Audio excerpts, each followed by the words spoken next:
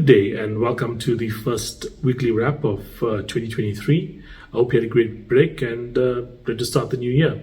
So this week we'll discuss three things. As always, we're going to talk about what's happening with tech stocks and Tesla in particular. We will discuss the Chinese COVID situation at the moment, and finally we're going to end up with a little bit of a long view on what's going to be our expectations for 2023 in South Africa and elsewhere in the world. So let's start with Tesla.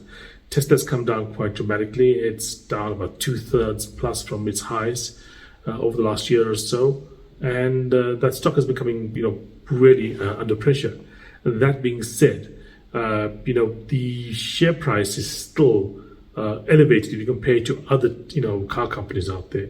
Even from here, Tesla would have to fall at least another 75% to get that's after the 70% fall, another 75% on top of that.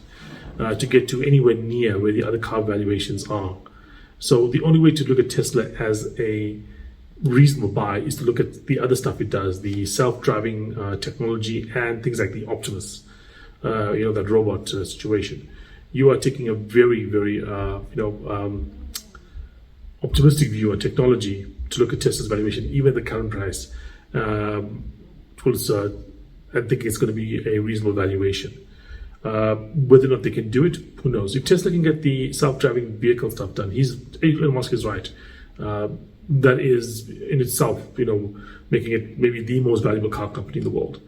If we are seeing things like the Optimus and stuff coming off that, there's just going to be multiple ways of monetizing that particular technology, and it's a very key technology as well, because what you must understand is that right now we've got really, really good at manipulating symbols with AI and with computers. So for instance, if you look at GPT-3 and the things you can do with regards to language, or look at DALI and the things you can do with pictures, that's really, really impressive. We aren't that far away from where it's going to be, as good as we need it to be.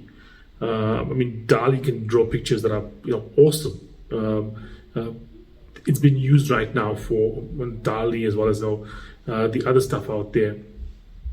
These pictures are being used for book covers. They're being used for marketing material for companies. Mattel is using it for Hot Wheels, the cars that they make. This technology is being used commercially at the moment, so it's pretty good. GPT-3 hasn't really gotten to the point where it's commercially viable at the moment, but there are uses being made there. I do suspect that we are going to be seeing, when GPT-4 and GPT-5 comes out, that's probably going to be at a point at which you're going to really see a drop off in demand for copywriters, or a drop off in demand for advertising people and so on, because you're going to be seeing a lot of that kind of grunt work with the words being taken over by this particular program. But that is symbols. Actually intervening in the real world, knowing what's happening in the real world and doing something about it, that is something that computers don't do, or machines don't do at all at the moment in any kind of reliable fashion. If Elon Musk gets his self-driving vehicles right, that means he has created the ability of a machine to perceive what's happening in the real world well, and then act in that real world. That is a very different situation than is, basically drawing a picture or having, words being done by GPT-3. That valuation, or the valuation of that particular technology, the ability of machines to perceive the real world and do something about it, is uncounted. It's not just self-driving cars. It's vastly larger than that. If a machine can actually properly perceive what's happening in the real world, cleaning your house is not a problem. Washing your dishes is not a problem. Picking, strawberries or picking fruit is not a problem. Building stuff is not a problem. If you can build roads, you can do a lot of stuff like that. Those things become all open once you have the ability for the machine to actually see and understand the real world and then manipulate it in certain ways. Okay, the valuation for Tesla then, as Elon Musk is often fond of saying, is going to be easily the most valuable company in the world, maybe by a factor of 10. But that is a technology that is not there yet, and it's probably promised to be there next year for the last 5-10 years. It hasn't happened yet. If it does happen, then bloody hell, the valuation of Tesla is quite cheap. But if it doesn't happen, then Tesla could easily fall another 70+% from here and still be reasonably comparable to what other car companies are being valued at. Okay, that's Tesla. Next thing I want to talk about is what's happening in China at the moment. Now, a few years ago, people were often fond of saying the Chinese model is the better model, no democracy, just do what needs to be done. And, you have a much more efficient, well-functioning economy. The problem that always occurs with these particular kind of things is being seen right now. There is no feedback mechanism in China that's strong enough to basically make sure the government does what it's supposed to be doing. They have this protest kind of thing where there's like small protests go on and then they react to that. But the feedback mechanism to Xi Jinping itself is not that good. So what happened was Xi Jinping for a couple of years was fond of the zero COVID policy, which meant that a couple of cases of COVID in an area could mean that you were locked in your house or locked in your workplace for weeks. There's videos of places like really large companies, high-rise buildings with sophisticated workers running to get out of their building because there's been a COVID case found. Because that means if you don't get out of the building, they lock that building down and they literally lock the building, they lock the door. You've got to rely on the government to provide you with food. You can't go see your family for weeks on end. The same thing happened if you were in your house and they're locked on the area and you're living in your house. You couldn't go to your balcony. You had to rely on the government to provide you food, which is often not very good. People were starving. And there was obviously the tragedy with the building that caught fire. And apparently in that particular situation, the doors were welded shut or locked shut in some way. And when the fire started, both the people on the outside couldn't get out of their own houses or their own apartment buildings to go and help the fire. And the people in the building could not get out because they were, locked in. That, along with other kind of issues, caused a real mass, protest movement against the government. And the government does not like the mass protest movements. It doesn't matter one or two small protests, but it doesn't want countrywide massive protests. And then the government basically capitulated entirely. Said, okay, so you don't want these lockdowns? No more lockdowns. You can do what you want to do. The country had 2+ years of not having most people exposed to COVID. It had not gotten vaccinations into much of the population. The vaccinations that had been done with a locally made vaccine that wasn't very good. The result is that China right now is going through by far the worst COVID outbreak of anywhere in the world ever. Okay, the numbers that are being talked about in some cases, that some days where they're hitting 20, 30 million people, being infected. Million people being infected. You know what I mean? Even with death rates that are like say 1% or 0.5%, when you have 20 million people, a 0.5% death rate is 10,000 people dead. You know what I mean? It's a huge, huge number. No, it's 100,000 people dead, sorry, my mistake. It's 100,000 people dead on 20 million people, okay? It's quite likely China, at the end of this whole situation, is going to have the highest death toll by far of any country of COVID. It's going to be a massive hit on their population, effectively, because, like I said, they don't have vaccinations. They're having everyone get exposed at the same time. Now, here's the other danger. COVID is a disease. It's a living thing. Okay, it adapts. And if you want to get the most adaptation, the most variation, the most whatever coming out of something, what you want to give a particular thing is a large habitat. The habitat of the Chinese population is gigantic. There's, like I said, tens of millions of people getting infected every day. Expect many, many more variants of COVID to be emerging out of China over the next year or so. We are going to be seeing COVID, dozens, maybe even more variants of COVID coming out, and hopefully none of them become more lethal. That is the one fear that we might have. But that's the Chinese situation. Now, China has other problems as well. We have, of course, this continuing situation with regards to what's happening with the Biden administration and chips. We have pressure on them for things like TikTok internationally. They are also experiencing a number of different difficulties in places like Africa because of the fact that the money that they've lent out to places like Sri Lanka, Ghana, lots of African countries, places in South America. Those monies are not going to be repaid because those countries are going and hitting debt crises at the moment. So while we have this COVID situation, China also has a economic situation that is not looking that great at the moment.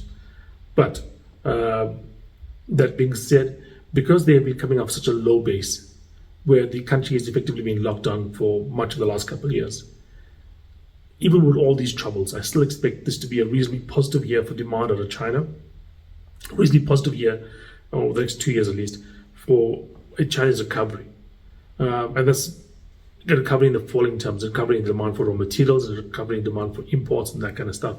And once that really hits into the market, I think we're going to be seeing things, for instance, like oil and other things really increase in terms of valuation, unless we have a likewise increase in supply. So this world's second largest economy is coming back online. There's going to be troubles with COVID. There's going to be troubles with ongoing sanctions. There's going to be troubles with like debt issues. But they are so big, they are so powerful that the fact that they're coming back online is going to be impactful on the world at the moment. Okay. And finally, here's my little kind of roundup of what I think is going to happen in 2023 and what I think you need to be watching out for.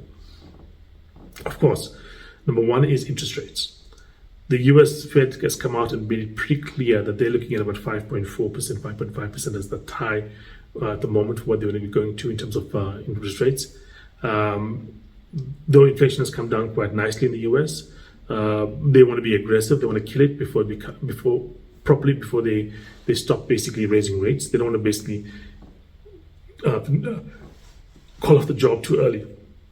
Now, I don't know if that's going to be viable or not, because like I've said multiple times in the past, I don't think the US Fed is going to be basically falling back at the first sign of trouble. But I don't think they'll be able to hold interest rates as high as they want to hold them for as long as they want to hold them in order to get inflation down under control. Why? Because they're going to be hitting a lot of political headwinds in the next year or so. Next year is the US presidential election, and there's a couple other elections that happen at the same time. So there's a lot of political incentive to have a good 2024. Okay, you can't do that with high interest rates. I think the Fed is probably going to go for longer than most market participants think in terms of high interest rates, but they're probably going to pull back before the problem is solved. Number one. Number two, the war in the Ukraine continues. It's kind of getting kind of bogged down, kind of like what we've seen, for instance, in Iraq or Afghanistan or Vietnam. These things are not 1 or 2 month kind of events; they are multi-year events. There's been, like, for instance, attacks on infrastructure in Kiev and other parts of Ukraine. There has been attacks against Russian personnel, even in the occupied zones. It's getting more and more dirty. Let me say that. One of the things that's been really negative for the Russians has been the fact that winter right now in Europe has been very, very warm. That means the demand for heating has been much lower than anticipated. So the price of natural gas and other energies has come down quite dramatically. In fact, natural gas, I think, is below where it was at the start of the war. And why is that important? It's because Russia right now is on a back foot. One of the hopes that they had was if there was going to be a bad winter, the Europeans were going to crumble under the pressure of the people freezing and under industry and so on. And that was going to cause the pressure of the Ukrainians to cause the war to end. That's going away. We still have a few more months. Maybe with this kind of weather, if it's so warm in December and January, it might be very cold in April or May, who knows. But that being said, I think right now, the kind of things that we would expect to end the war, either a capitulation on the Russian side or on the American/European side, isn't there at the moment, and therefore we are seeing that carrying on going forward. In any kind of war, there's black swan situations that might arise. Who knows what could be the after effects? I did mention the fact last year that I expected a big impact in emerging markets, and there'll be a food security issue, and that's unfortunately been the case. We'll talk about it in a bit, but we've really seen a bad impact, especially in Africa. A number of African countries have really fallen off because of what's happened in the Ukraine, among other factors. Next, let's talk about these countries. So, for instance, Ghana has gone to the IMF for the 17th time, in its history to basically get a bailout. Apparently, Nigeria is spending like over 3/4 of its government revenue, in the first 11 months of last year on debt servicing and debt. We are seeing, famine in the Horn of Africa, even places in, other parts of Africa, we are seeing food inflation really hurting people's pockets, and that's going to continue. Remember, one of the factors here is not just the fact that we're looking at agricultural production, we're looking at the inputs to agricultural production, things like fertilizers and so on, being quite expensive. And that hasn't really changed that much from last year. It's come down a bit from the peaks, but it still remains relatively high. That means the next harvest is also going to be pretty expensive, and that's also going to cause problems going forward. And like I said, with the weather patterns we're seeing right now in Europe, who knows what the summer looks like. If it's this warm in winter, it might be extra warm in summer, it might be extra windy, rainy, who knows what this year particularly holds for that. And finally, in like South Africa at the moment, we don't tell you what's happening with regards to the energy situation. We have seen, Eskom remain basically at level 3, level 4, pretty much for the last few months. There's no sign of that kind of like, diminishing. In fact, it might even get worse because, they're at level 3, level 4 while we are in holiday. When we get back to work full time, we're likely to see, more pressure on the system. Hopefully, they're using this time on keeping us on a higher level to basically replenish fuel reserves, replenish dams, do the repairs they need to do. That's the hope. Unfortunately, history has not proven that hope to be very reasonable. Going into this year, as I mentioned, I do think that we are going to be approaching a point at which Eskom does not become such a major issue for commerce, for industry to a certain extent, and even for the wealthy individuals out there. Adjustments have been made, spending on things like solar, on battery storage, on a number of different things have increased in this country dramatically. And to a large extent, I think that if you have a viable business that makes money, that is operating in this country, you don't want to be at the mercy of Eskom. And even though it may cost a little bit of money, more money to basically get a generator or a solar plant or a battery system, whatever it is going to be, into your business to make sure that you run through these load shedding periods, you're going to do that because you make enough money anyway to be a viable business. You're not going to give up that money just to save a bit of money by relying on Eskom versus the your own production. And the same thing's going to be happening to households as well. Adoption of solar, batteries and so on, increasing dramatically. The main issue around this is going to be the fact that what's going to happen with Eskom is it's going to see its best customers, the industry and the high individuals, getting off the grid or reducing their demand for its services, its electricity. That leaves it with the customers that can't pay, which it still has to service because of political and other reasons. Which means Eskom's financial situation is going to be much worse going forward. And that's also going to translate to a much worse situation for the Southern government, because eventually the government's going to have to step in and take over that debt that the Eskom is looking to, or basically incurring at the moment. Like I said, when you see the best customers go, and you have people that don't pay sometimes, and you still have to service because of political and other reasons, that is not a great foundation for a stable business. And I don't think Eskom's ever going to get the trust of its customers back if they can afford to. If a customer can afford to get off Eskom, they're pretty much going to try to that because I think trust in the industry, in that company has basically been demolished. Okay, and those are the key factors that I see for happening in 2023. Interest rates, China, the war, Eskom. Okay. Thanks for joining me, and I look forward to speaking to you guys again next week. Cheers.